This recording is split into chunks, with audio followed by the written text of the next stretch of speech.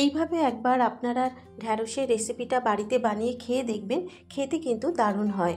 নমস্কার বন্ধুরা, স্বপ্নার কিচেনে আপনাদের সবাইকে স্বাগত জানাই। আমার আজকের রেসিপি চটপাটা মশলাদার ভেন্ডি বা ঢ্যাঁড়স। বানানো খুবই সহজ। গরম গরম রুটি, পরোটা বা ভাত ডালের পাশে এই চটপাটা মশলাদার ঢ্যাঁড়সের রেসিপিটা খেতে কিন্তু দারুণ লাগে। আশা করি রেসিপিটা আপনাদের ভালো লাগবে। যদি রেসিপিটা ভালো লেগে থাকে অবশ্যই ভিডিওটাকে একটা লাইক, কমেন্ট, শেয়ার করে দেবেন। আমি কিভাবে খুব সহজে এই চটপাটা মশলাদার ঢ্যাঁড়সের রেসিপিটা বানাই তাহলে দেখে নেওয়া যাক আমার আজকের রেসিপিটা।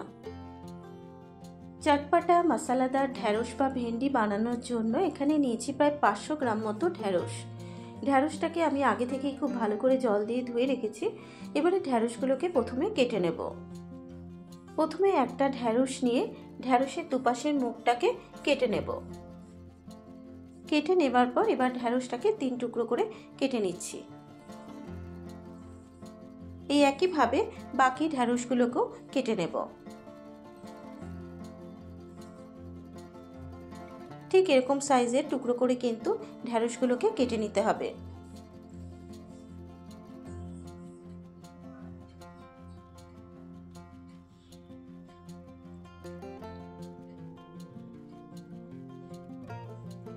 প্রত্যেকটা ঢ্যাঁড়স কিন্তু কেটে নেওয়া হয়ে গেছে। ঢ্যাঁড়সগুলো কেটে নেবার পর কিন্তু জল দিয়ে ধোয়ার প্রয়োজন নেই। ঢ্যাঁড়সটা কেটে নেবার পর এবার এখানে নিয়েছি দুটো মাঝারি সাইজের পেঁয়াজ।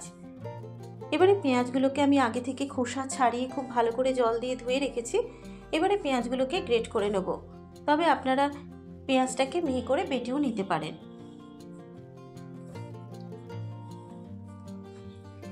দুটো পেঁয়াজই গ্রেট করে নেওয়া হয়ে গেছে। এবারে ঢ্যাঁড়সের মধ্যে এক এক করে উপকরণগুলোকে দিতে থাকবো। প্রথমে দিয়ে দেব গ্রেট করে নেওয়া পেঁয়াজ, দেব 1 চা চামচ থেতো করা রসুন। এখানে 8 থেকে 9টা রসুনের কোয়া আমি থেতো করে নিয়েছি, দিয়ে দিলাম সেই থেতো করা রসুন। 1/2 চা চামচ হলুদ গুঁড়ো, ঝালের জন্য দিয়ে দিলাম 1/2 চা চামচ লঙ্কার গুঁড়ো, তবে ঝালটা আপনারা আপনাদের নিজেদের স্বাদ অনুসারেই অ্যাড করবেন। দিয়ে দিলাম 1 চা চামচ ধনের গুঁড়ো, 1 চা চামচ জিরের গুঁড়ো, দেব স্বাদ মতো নুন, আর সবশেষে দিয়ে দেবো 3 টেবিল চামচ সর্ষের তেল। এখানে কিন্তু আমি কাঁচা সর্ষের তেলের ব্যবহার করিনি। সর্ষের তেলটাকে খুব ভালো মতো করে গরম করে নিয়ে ঠান্ডা করে সেই তেলটাই ব্যবহার করেছি। এর ফলে কাঁচা যে সর্ষের তেলের একটা গন্ধ থাকে সেটা কিন্তু চলে যাবে। এবারে সব কিছু উপকরণ দেওয়ার পর ঢ্যাঁড়সটাকে খুব ভালো মতো করে মেখে নেব, যাতে ঢ্যাঁড়সের মধ্যে নুন আর মশলাটা খুব ভালো মতো ঢুকে যায়। ঢ্যাঁড়সটা মশলা দিয়ে মেখে নেওয়া হয়ে গেছে। এভাবে ঢ্যাঁড়সটাকে 10 থেকে 15 মিনিট মতো রেখে দেব। 15 মিনিট পর এবার কড়াইতে দিয়ে দেব 1 টেবিল চামচ মতো সর্ষের তেল। তেলটা যখন খুব ভালো মতো গরম হয়ে যাবে এবারে তেলের মধ্যে দিয়ে দেব মশলা মাখানো ঢ্যাঁড়স।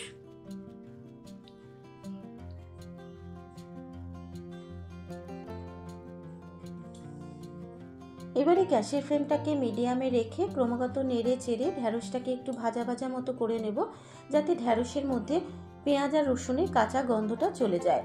আর এই রান্নায় কিন্তু আমি কোনো জলের ব্যবহার করব না। মিনিট 5 সময় ধরে ক্রমাগত নাড়াচাড়া করে নেবার পর ঢ্যাঁড়সটা দেখুন বেশ অনেকটাই মজে গেছে, আর পেঁয়াজ আর রসুনের কিন্তু কাঁচা গন্ধটাও চলে গেছে। এবারে গ্যাসের ফ্লেমটাকে লোতে রেখে মিনিট 5 ঢাকা দিয়ে আমি ঢ্যাঁড়সটাকে রান্না হতে দেব। 5 মিনিট পর এবার ঢাকনাটাকে খুলে ঢ্যাঁড়সটাকে একবার একটু নাড়াচাড়া করে নেব। আর ঢাকা দেওয়ার ফলে কিন্তু ঢ্যাঁড়সটা বেশ নরম হয়ে গেছে। আর মশলাদার ঢ্যাঁড়সটা আমার প্রায় তৈরি হয়ে গেছে। এবারে অন্য একটা কড়াইয়ের মধ্যে দিয়ে দিয়েছি 1 চা চামচ সর্ষের তেল।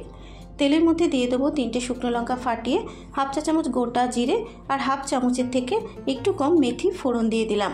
এবারে 30 সেকেন্ড মশলাটাকে ভেজে নেব। মশলাটা ভাজা হয়ে যাবার পর মশলাটা থেকে যখন সুন্দর একটা গন্ধ বেরোবে এবার এই মশলাটাকে ঢ্যাঁড়সের মধ্যে ঢেলে দেব। মশলাটা ঢেলে দেবার পর এবার ঢ্যাঁড়সের সাথে খুব ভালো মতো করে মিশিয়ে নেব। মশলাটা মেশানো হয়ে যাবার পর এবার গ্যাসের ফ্লেমটাকে বন্ধ করে মিনিট 3 ঢাকা দিয়ে স্ট্যান্ডিং টাইমে রেখে দেব। তৈরি হয়ে হয়ে গেছে আমার আজকের রেসিপি মশলাদার ঢ্যাঁড়স। আশা করি রেসিপিটা আপনাদের ভালো লেগেছে। যদি রেসিপিটা আপনাদের ভালো লেগে থাকে আপনারা এভাবে একবার বাড়িতে বানিয়ে খেয়ে দেখবেন ও আমাকে কমেন্ট করে জানাবেন রেসিপিটা আপনাদের কেমন লাগলো। ফেসবুক থেকে দেখলে পেজটাকে ফলো করার অনুরোধ রইল। যারা ইউটিউব থেকে দেখছেন অবশ্যই আমার চ্যানেলটাকে সাবস্ক্রাইব করে পাশে থাকা বেল আইকনটি প্রেস করে দেবেন। আজকের মতো এই পর্যন্ত। আবারও হাজির হয়ে যাব অন্য কোনো নতুন রেসিপি নিয়ে। সুস্থ থাকবেন, ভালো থাকবেন। ধন্যবাদ।